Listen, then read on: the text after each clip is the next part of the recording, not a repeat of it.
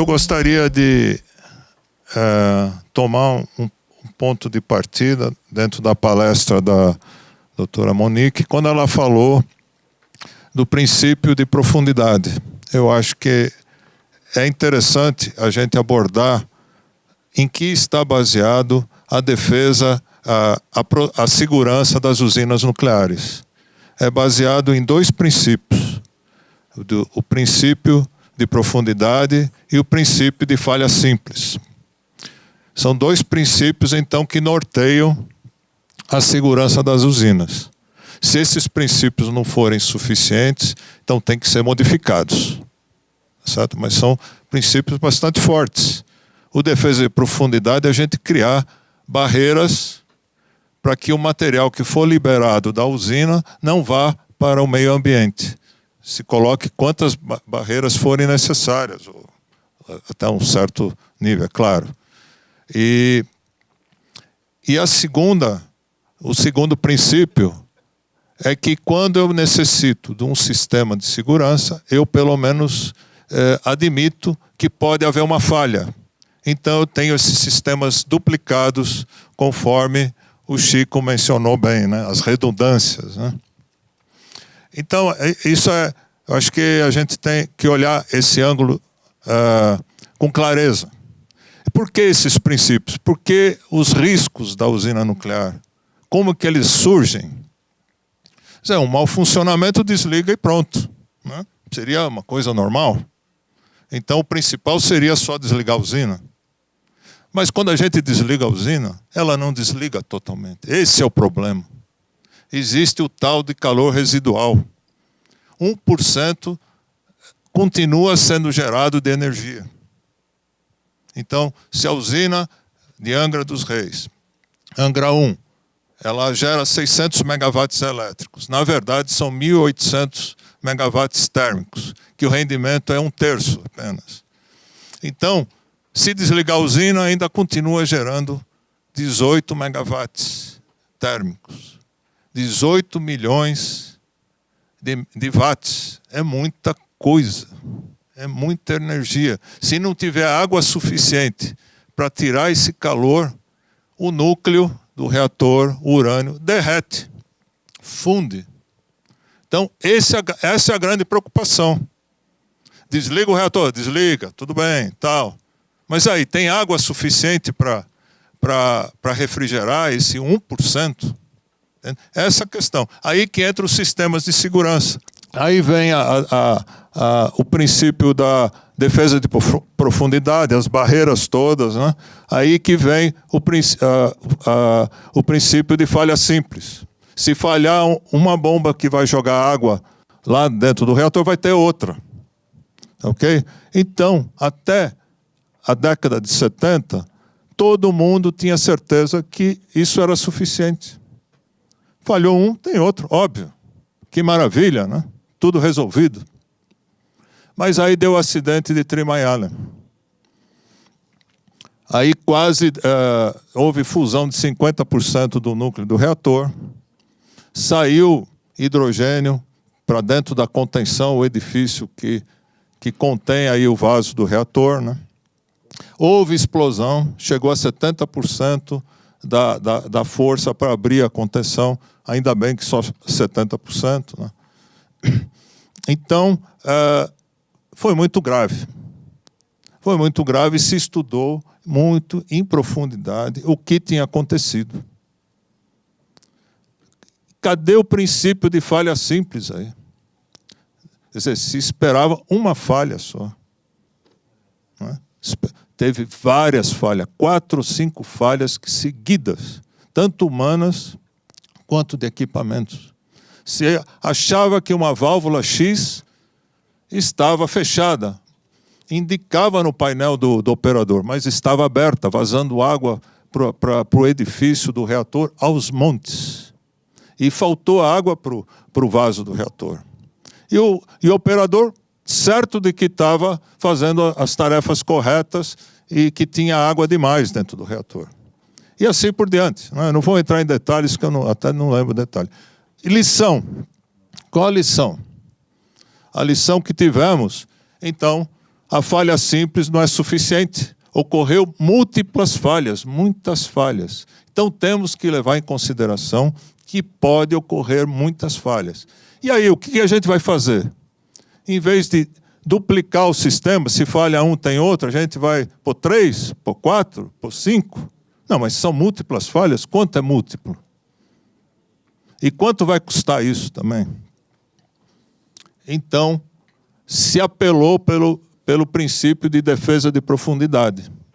Nós temos que considerar que vai fundir o reator e vai gerar todos os fenômenos que uma fusão pode ocorrer. E a última barreira, que é o edifício onde está o reator, ela tem que resistir. Essas foram as conclusões há mais de 30 anos atrás, que a fusão nuclear pode acontecer sim, e que nós temos que preparar as novas usinas com esse requisito de projeto.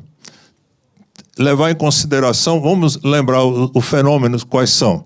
Vai fundir o reator. Quando funde o reator, abre o vaso do reator, ele está a 160 atmosferas de pressão, vai ser um jato de grande violência dentro do edifício do reator. E isso pode abrir o edifício reator. Segunda etapa, vai haver um contato do núcleo a 1.800 graus ou mais, provavelmente com a água fria que está no piso do edifício. Vai gerar aquele efeito que a gente conhece bem na cozinha, quando a gente joga água dentro da frigideira quente, daquele espirra, Então, isso vai se dar em grandes proporções. É uma explosão térmica, que se chama. Felizmente, até o momento, a gente não conhece uma de verdade, né? Numa usina nuclear. A outra é uma reação de alta temperatura que dissocia a água em hidrogênio e oxigênio. A gente vai ter hidrogênio aos montes. Como explodiu em Three Mile Island, teve 70% da força para abrir a contenção, mas em Fukushima nós vimos o efeito. Aonde foi parar o teto do edifício do reator? A gente viu lá nas nuvens, no alto, nos filmes que nós presenciamos. Veja a potência da explosão. Certo? Outro fenômeno, o núcleo caindo no piso do edifício reator, ele vai corroer e a tendência é abrir e vazar radiação para o solo.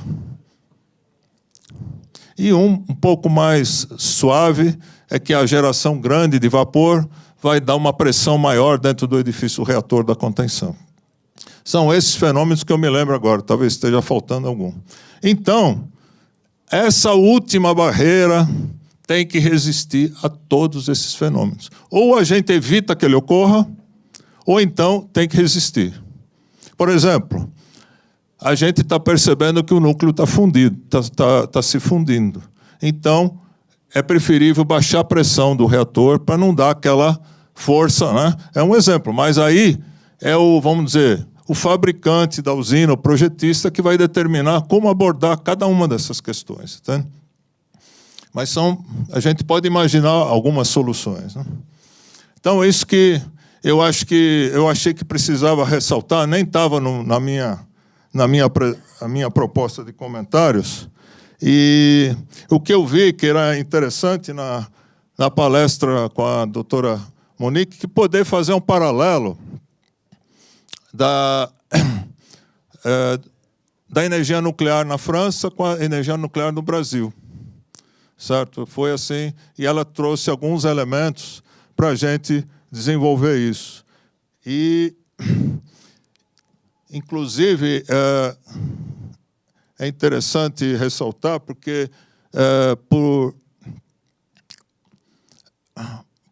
muitos anos, a França era o paradigma para o Brasil como o desenvolvimento da energia nuclear. Lá não existia uma organização para cuidar da segurança nuclear. Então, aqui não existia conversa sobre isso. A CENEM, com essas contradições que o Dr. Mota apresentou, era o ideal para o desenvolvimento da energia nuclear e que não era hora de a gente ter uma agência de segurança nuclear e nunca vai ser essa hora, né, se a gente não tomar providências, né? E eu acho que muito importante também foi o doutor Dieter Mayer que descreveu a usina de referência de Angra 2 e de Angra 3, que é a usina alemã de Grafenrheinfeld, do projeto de 1975. Ele mesmo enfatizou se Grafenrheinfeld fosse colocada para ser licenciada na nova regulamentação alemã, não seria licenciada. Ela não sairia do papel. Na Alemanha de hoje, não na Alemanha da década de 70. Né? Achei importante as colocações do Dr. Mota também, mas o que é muito importante, acho que depois do acidente de Fukushima, a gente aprendeu alguma coisa do que aconteceu lá. Uma coisa muito importante que aconteceu, além do acidente, foi descobrir quais são as causas, quais foram as causas desse acidente. O Congresso japonês fez uma avaliação profunda. O relatório está na internet, basta acessar, né? E qual é a principal conclusão? A principal conclusão é que a Agência de Segurança Nuclear japonesa, já um órgão só dedicado à segurança das usinas e das aplicações, né, da energia nuclear, estava trocando figurinhas com a operadora que ela licenciava. Havia um conluio, eles usaram a palavra conluio, uma organização criminosa, que é chamada, o conluio. A palavra que o Congresso japonês utilizou. E para que isso? Para não colocar em prática as regulamentações decorrentes do acidente Temí, que aconteceu ali, que não havia recursos para resistir a um acidente severo de fusão do núcleo. Isso está no relatório do Congresso japonês. Isso é muito importante a gente ver, nesse momento que se pensa em criar uma agência, não podemos criar uma agência desse tipo. Uma agência que vai ali agir de acordo com as vontades, como hoje é feito, né? De acordo com as vontades da operadora. Então, é muito importante que haja, quando esse projeto de lei que está no Ministério do Planejamento, se é que está ainda, for para o Congresso, que o Congresso puxe um debate público para que haja contribuições e que esse projeto garanta a transparência das suas ações, tanto colocando tudo na internet, como ter a resposta a todas as perguntas do público em geral, que o Congresso fiscalize esse órgão, que a sociedade civil também se organize para exigir a independência desse órgão regulatório. É coisa central esse debate, no meu ponto de vista. Então, não pode sair uma lei igual do Japão. Isso a gente tem que aprender com o erro dos outros, né?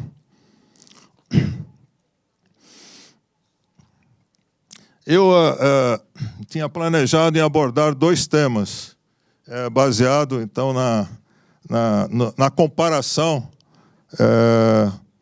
do programa nuclear brasileiro e francês. E eu estava pensando, ao final do primeiro tema, apresentar algumas perguntas, se for possível a doutora Sene responder, e depois eu coloco o segundo tema. Okay? O primeiro tema é o projeto arcaico das usinas nucleares, uma comparação França-Brasil. Então, sobre o panorama brasileiro, a gente pode ver que a usina nuclear de Angra 3 tem um projeto similar a Angra 2, como já foi colocado. A de Angra 2 é similar a Grafenrheinfeld, como o Dr. Maia descreveu muito bem, que foi desligada recentemente, em junho desse ano. Basicamente, Angra 3, em termos de segurança, tem a mesma base de projeto de Grafenrheinfeld, que teve licença de construção em 1975. Se usou as mesmas normas para Angra 3, do que para Grafenrheinfeld, que para Angra 2, as mesmas normas.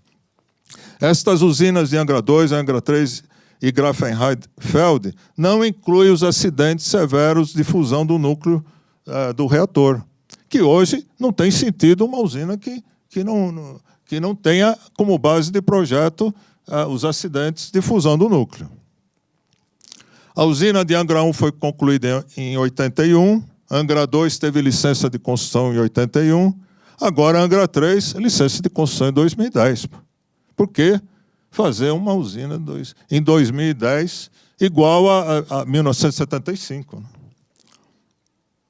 Cabe destacar que os acidentes na usina de Three Mile Island, Chernobyl e Fukushima, como já foi largamente falado, foram acidentes severos de fusão do núcleo, né? Portanto, é de se surpreender que empreendimentos nucleares atuais do século XXI não incluam acidentes severos na sua base de projeto.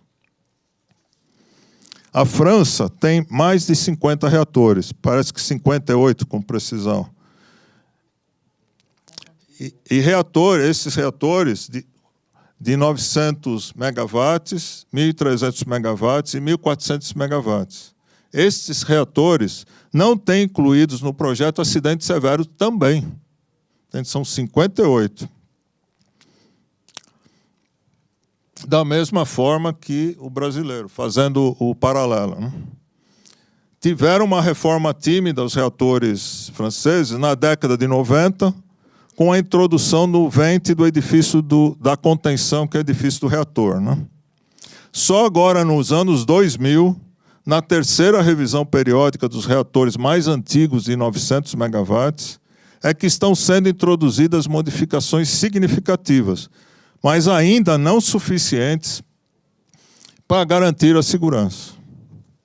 Ainda estão pendentes pontos que poderão abrir o edifício da contenção e expor material radioativo, como a explosão térmica e a explosão de hidrogênio. Isso não está equacionado lá ainda. A recriticalidade, quer dizer, o reator fundiu o núcleo, cai no piso do reator e volta a gerar energia elétrica, além daquele, a energia térmica, além daquele calor residual que eu falei de 1%. É a recriticalidade que significa isso.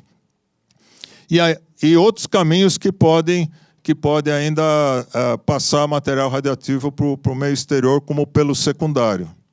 Mesmo o uso do vente, que eles planejaram, que eles implementaram na década de 90, que é aliviar a pressão do edifício do reator, mesmo isso, eles têm dúvida quando devem usar durante um acidente de fusão do núcleo ou não.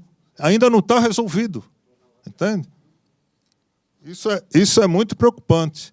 E ainda para os reatores de 1.400 e 1.300, ainda não tem um programa ainda para acrescentar sistemas de segurança. Agora, veja bem, são mais de 30 anos de estudo de acidente severo, pegando de Three Mile Island, de 1979 até hoje, e a França, um país desenvolvido, em pleno século XXI, ainda não realizou as modificações necessárias nas suas usinas de projeto arcaico da década de 70 ou a seguir, né, para mitigar as consequências de acidente tipo Fukushima. E esse exatamente era o panorama que estava se passando no Japão antes do acidente. É bem interessante isso. Bom, isso, eu estou me baseando em afirmar isso num artigo do Dr. Raymond, publicado no workshop ISAN 2009, em que ele retrata a situação do Japão. Inclusive, ele enfatiza que ele procurou, ou colegas dele, informações importantes para a segurança, para avaliar a segurança das usinas francesas, e não estavam disponíveis pela agência francesa. Não colocava à disposição. Isso me surpreendeu muito. Então, além de ainda não adiantar a solução de segurança das suas usinas antigas, ainda falta de transparência com o público francês. Em função desse panorama, de certa forma, comparando as usinas brasileiras e francesas, eu faço 3 perguntas para a doutora Sene. O quadro descrito pelo doutor Raymond reflete a realidade ou o relato é incompleto ou tendencioso pelo doutor Raymond? Gostaria que fosse comentado um pouco mais sobre a situação dos reatores arcaicos de 900, 1.300, 1.400 megawatts. Segunda pergunta. Logo após o acidente de Fukushima, acordou-se a realização do stress test nas usinas da Europa. Esse stress test teve a função de identificar as fragilidades dos reatores europeus com atraso de 30 anos ou foi apenas um recurso para distrair a população leiga? Terceira pergunta.